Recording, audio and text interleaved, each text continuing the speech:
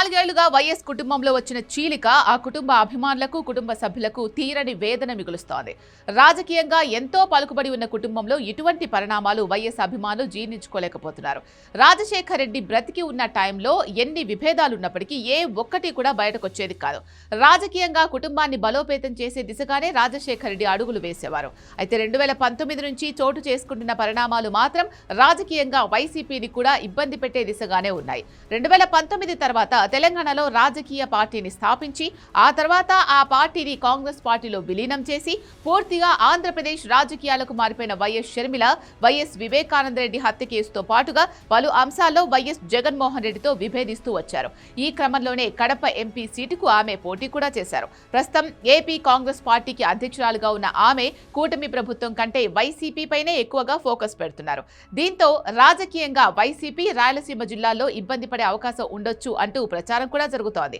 వైసీపీలో ఉన్న కొంతమంది నాయకులను కాంగ్రెస్ పార్టీలోకి ఆహ్వానించే ప్రయత్నం కూడా షర్మిల చేస్తున్నారు. ఇది 2029 ఎన్నికల నాటికి వైసీపీకి మరింతగా దెబ్బ కొట్టే అవకాశం ఉంటుంది. అందుకే షర్మిల విషయంలో జగన్ రాజీకి వెళ్లడమే మంచిదనే అభిప్రాయానికి వచ్చేసినట్టు తెలుస్తోంది. దీంతో పాటుగా మరికొన్ని అంశాలను సీరియస్ గా తీసుకుంటున్న జగన్ షర్మిల దూరం ఇలాగే కొనసాగితే మరిన్ని ఇబ్బందులు ఎదురయ్యే అవకాశం ఉంటుందని కాస్త ఆందోళన వ్యక్తం చేస్తున్నట్లు సమాచారం. ఆస్తి పంపకాల విషయంలో కూడా త్వరలోనే ఒక క్లారిటీకి వచ్చేయాలని కుటుంబంలో ఉన్న కొంతమంది పెద్దలు కూడా సూచిస్తున్నట్లు పులివెందులలో టాక్ నడుస్తోంది.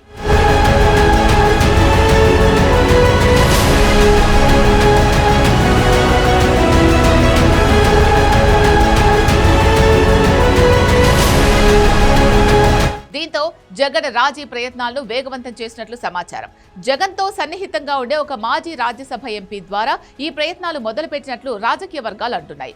ఢిల్లీలో ఎక్కువగా ఉంటున్న ఆయన గతంలో వైఎస్ రాజశేఖర రెడ్డితో కూడా అత్యంత సన్నిహితంగా ఉండేవారు. ఆయనకు వైఎస్ జగన్, షర్మిల చిన్నప్పటి నుంచి అతి దగ్గరగా ఉంటారు.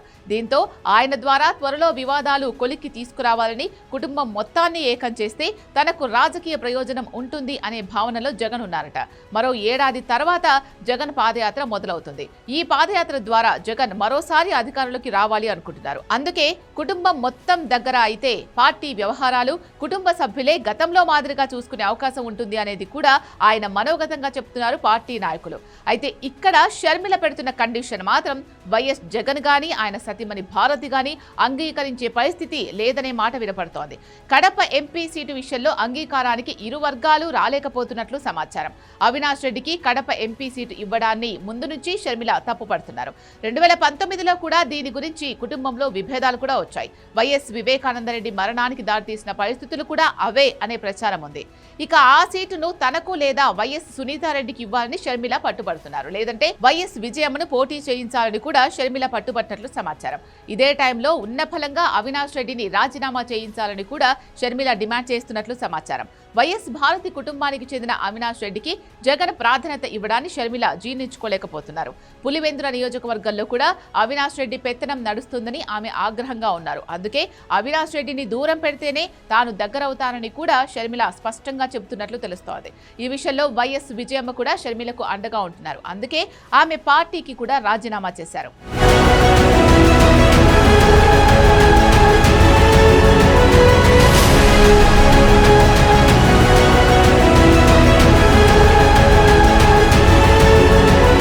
ఈ విషయంలో షర్మిల వెనక్కు తగ్గడం లేదు.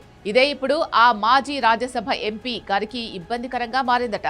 ఆస్తి పంపకాల విషయంలో కూడా షర్మిల కొన్ని విషయాల్లో కాస్త గట్టిగానే పట్టుబట్టినట్టు సమాచారం. దీనికి సంబంధించి కోర్టుల్లో కూడా వాదనలు జరుగుతున్నాయి. వైఎస్ విజయమ్మ కూడా ఈ కేసులో కాస్త ఇబ్బంది పడుతున్నారు. అయితే మరో ఏడాది లోపు షర్మిల కుటుంబంతో కలవకపోతే మాత్రం జగన్ స్వేచ్ఛగా రాజకీయం చేయలేని పరిస్థితి ఉంటుంది.